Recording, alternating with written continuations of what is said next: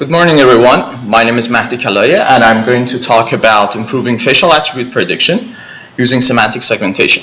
This is a joint work with Bo-Chin Gong and Mubarak Shah and was published in CVPR 2017. So the problem that we are interested in solving in this paper is assigning facial attributes to the images. So given images like this, you want to be able to detect the existence of attributes such as big lips, eyeglasses, wearing hat, wavy hair, smiling, things like this. So for an image, you want to design a machinery that, given the input image, detecting these attributes. So that's the problem of interest. So the proposed idea is that we know that the attributes are additive to the objects. That means that with or without an attribute, the object itself remains the same, however, the description of it would change.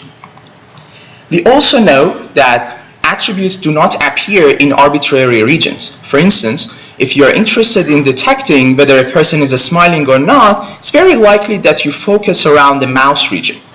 Or if you want to detect whether a person is wearing a hat, you look at on top of the head. You would not look at the chin for detecting wearing hat. So this is what we call a natural correspondence between the attributes and locations in the face. We also know that attributes usually describe local properties. Of course, there are attributes which describe holistic properties. For instance, attribute young, old, attractive. It's really hard to say based on which region in the face you would say whether a person is attractive or not. But eyeglasses, it's very fair to say that you look around the eye region. So given these intuitions, we propose that we should decompose images into semantic regions. By semantic regions, we mean parsing face into parts that they are meaningful. So you can say that here is the nose region, here's the mouth region. And then we can do attribute prediction in a pair region fashion and then blend them together to recognize finally that whether an attribute appears or not. Therefore, we are simultaneously doing recognition and localization. So imagine that here we have a system that is able to decently parse the face into semantic regions. For instance, here you can see the images and we are parsing them into background, hair, face, skin, eyes, eyebrows, mouth, and nose. These images were not seen at the training of the semantic segmentation model, but the model was trained well such that it is able to generalize on these unseen images and fairly do a good job in terms of parsing face into semantic parts. So when I refer to semantic segmentation or semantic parsing in this lecture, I mean this type of parsing of faces. So if we have such a parsing, then the proposed idea in this work is that we should exploit the semantic face parsing for attribute prediction. How we want to do it? In this work, we propose two approaches to utilize semantic face parsing into improving facial attribute prediction. The first one is called SSG, or Semantic Segmentation-based gating. Using max pooling is a very normal practice in a lot of deep neural network architectures. However, the majority of architectures in deep neural networks, at least in computer vision, they came from image recognition perspective. So they first solve image recognition problems and then other tasks pretty much borrow those architectures for different problems. However, for problems such as attribute prediction, which is a multi-label problem rather than a single label problem, we argue that it's not a good idea to use max pooling, specifically because you are blending different regions all together, and then at the end of the network, your aim is to detect different labels, here attributes, but you know that the attributes have natural correspondences to different parts of the face, for instance.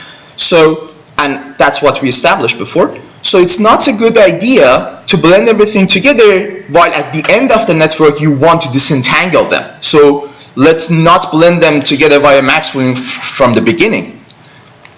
So what we propose is that we should do pooling within semantically consistent regions. So if you want to do pooling, it's fine, you can do it, but you should not cross the semantic boundaries. So do not blend hair region with mouse region or with nose region.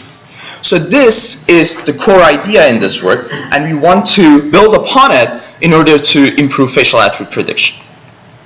So in the SSG, what we propose is that, let's say, this is the output of the previous convolution layer. In a standard format, we pass it to a batch norm, nonlinearity, and the next convolution. So this is the stack of layers. But assume that we have k number of semantic regions. Over there, I showed 7 of them, for instance, background, hair, mouse, and nose. Then what we can do is we can element-wise multiply it with these activations. And these masks, which are coming from semantic segmentation problem, these are between 0 and 1. So what's going to happen is that we have copies of this input, which the activations remain the same within a semantic region, but are suppressed outside of it. So this way, what comes out of this step is that only activations, so you have k copies, but only activations within the semantic regions are maintained. So next, we pass it to a batch normalization layer. The reason for this is that it would help in order to make the training stable. Notice that regions such as hair, they occupy a large chunk of the spatial domain. But eyebrows, they are very tiny. So if you want to train one network while there is a discrepancy between the energy that is contained within the channels, then you would observe instabilities. So we propose using batch normalization that normalizes the activation within each one of those dimensions, which are corresponding to the different copies. Next, we pass it to the standard layers, nonlinearities, and pooling.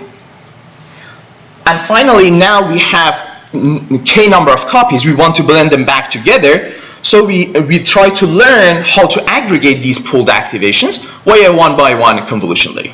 So this is what we call it SSG, or semantic segmentation based gating, which uses semantic segmentation in order to operate pooling independently across different semantic regions and then blend them back together. The next one is SSP, semantic segmentation based pooling. So we take the same idea but we push it to the classifier layer. Previously, the classifier layer was done via fully connected layers, but then since a couple of years ago, people moved towards global average pooling because it was computationally much more affordable. So, but the problem with the global average pooling is that it aggregates activation from the entire spatial domain. That means that your backpropagations or the gradients, they affect the entire spatial domain. So this is, again, in contrast with the intuition in this work. We want to treat different regions that are semantically meaningful independently from each other. So what we do is that, let's say this is the output of the last convolution before the classifier, and these are the masks of the semantic segmentation. We element-wise multiply them together, again make these copies.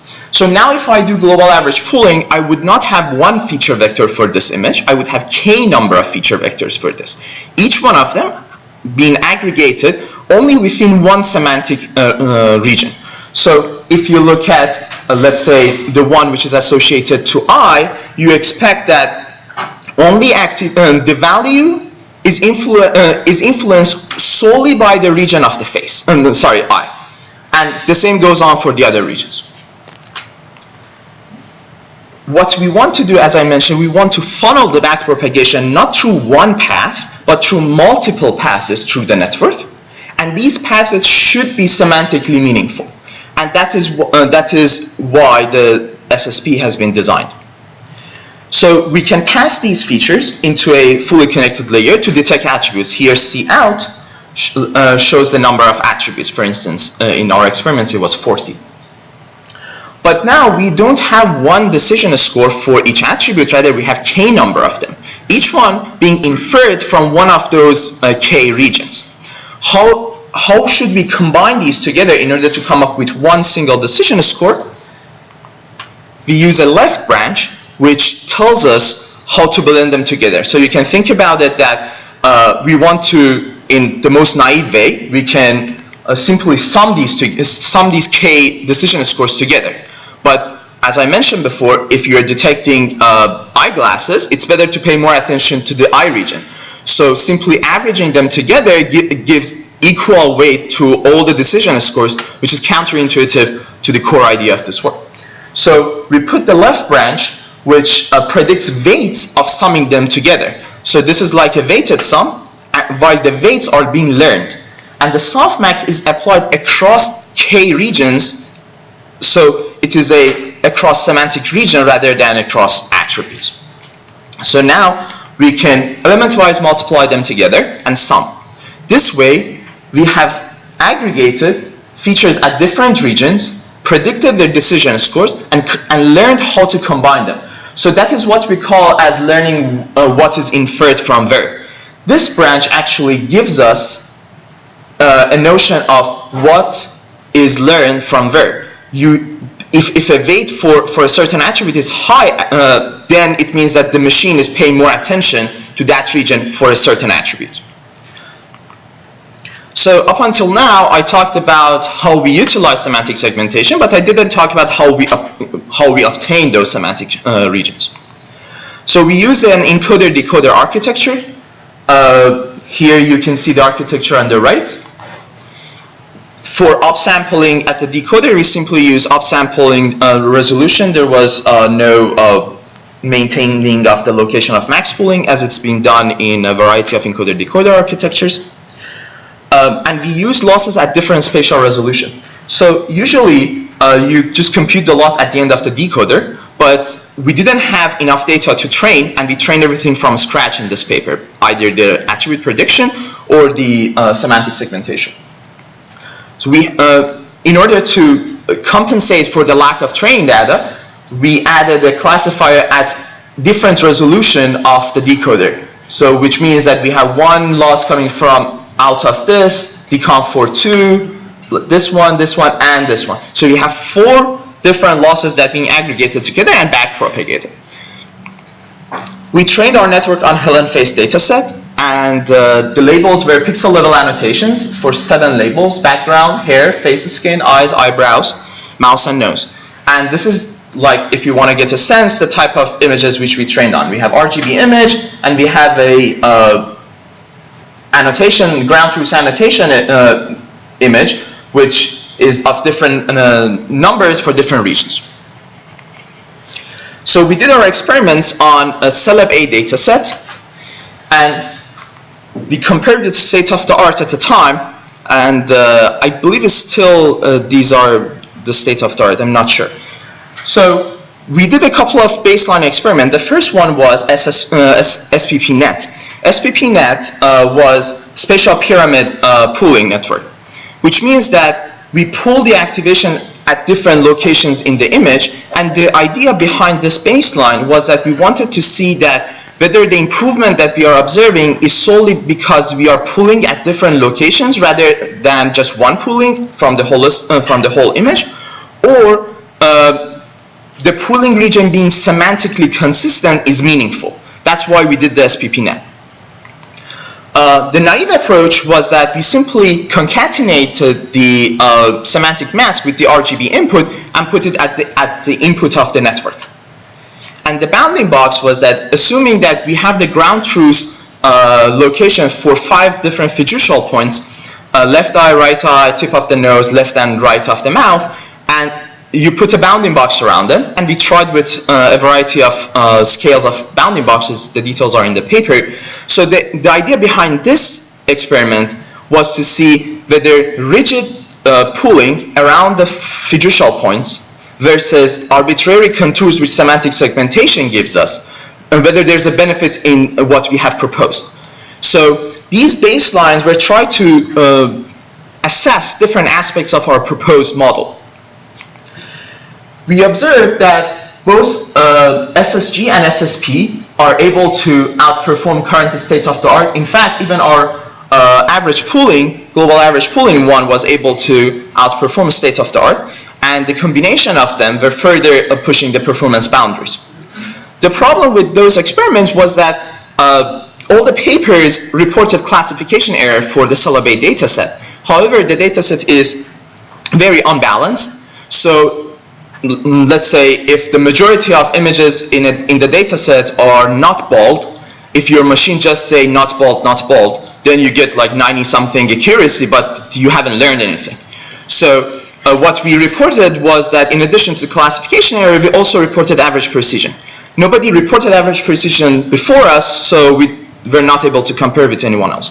So the trend here was the same. Again, SSP and SSG were outperforming the simple model, and their combination further pushed the performance boundaries.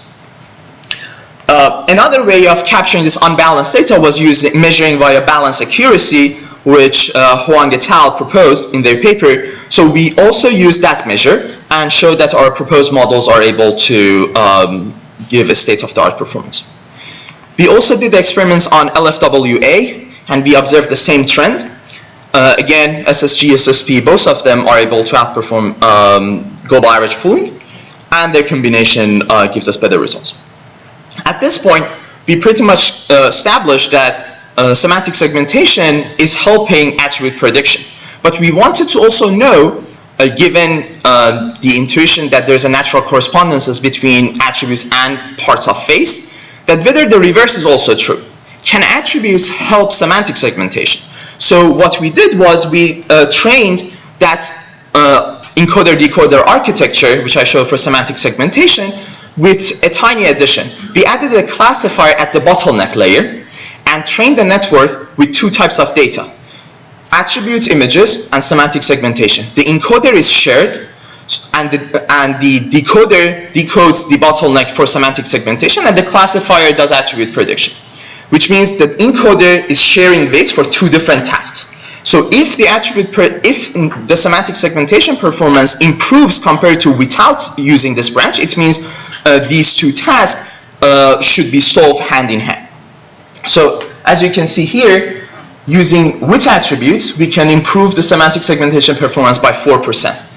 That affirms our hypothesis that there's a natural correspondence between attributes and semantic regions. We also wanted to see what is inferred from where, pretty much looking under the hood of the machine after it's learned.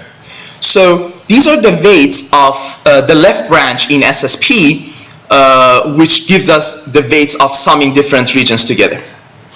You can see that when we are detecting black hair, brown hair, wavy hair, the emphasis is more on the hair region. And when we are detecting goatee, mouth slightly open, mustache, and smiling, it put more emphasis on the mouth. So some of these attributes the machine has learned in a way which is aligned to the way which human make the inference. It's not, of course, true for all the attributes. We also did a visualization of the last convolution layer before the classifier to see whether the model, after it's learned, follows the intent of the design.